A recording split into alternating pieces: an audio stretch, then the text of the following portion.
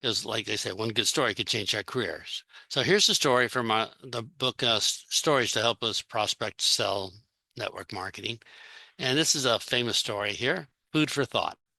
It says, one married couple goes out to a restaurant twice a week for dinner.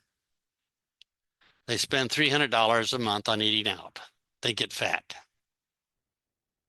Another married couple invests $300 a month in their own network marketing business. They stay slim and healthy. In a few years, they retire. The end. The point is, this is 2 paragraphs. I think a total of 5 sentences. But people see the story and say, okay, that's pretty interesting. I think I got it.